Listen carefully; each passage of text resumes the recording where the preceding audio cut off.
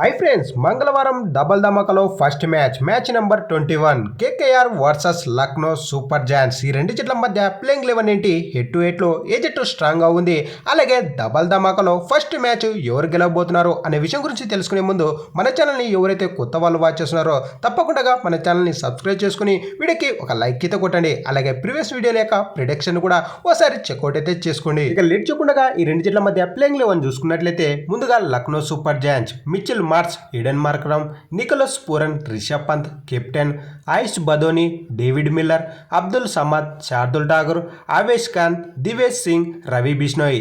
ఇది Lucknow Super Giants యొక్క playing 11. ఈ ప్లేయింగ్ 11లో మనకు ఇంపాక్ట్ ప్లేయరు అలాగే 1-2 మార్పుల కంటే పెద్దగా మార్పు అయితే ఉండకపోవచ్చు లక్నో యొక్క ప్లేయింగ్ 11లో. ఇక కేకేఆర్ యొక్క ప్లేయింగ్ 11 చూసుకున్నట్లయితే Quinton de Kock, Sunil Narine, Ajinkya Rahane captain, Venkatesh Iyer, Rinku Singh, Manish Pandey, Andre Russell, Ramandeep Singh, Spencer Johnson, Harshit Rana, Varun చక్రవర్తి.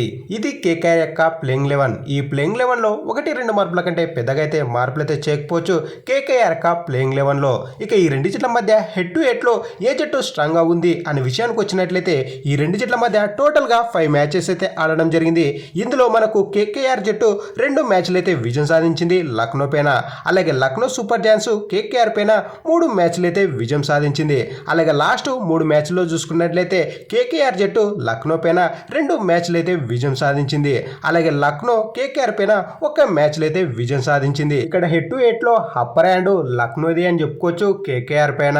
ఇక ఫైనల్ గా మంగళవారం డబల్ ధమాకాలో ఫస్ట్ మ్యాచ్ లో గెలిపేవడిది అన్నట్లయితే మనకు మ్యాచ్ ఈడెన్ గార్డెన్స్ లో కాబట్టి సెకండ్ బ్యాటింగ్ ఏదైతే చేస్తుందో ఆ జట్టుకి గెలవడానికి ఎక్కువ ఛాన్సెస్ అయితే ఉన్నాయని నా యొక్క ప్రిడిక్షన్. మరి ఈ మ్యాచ్ లో ఏ జట్టు గెలుస్తుందని మీరు అనుకుంటున్నారో కింద తప్పకుండా కామెంట్ అయితే వేసుకోండి.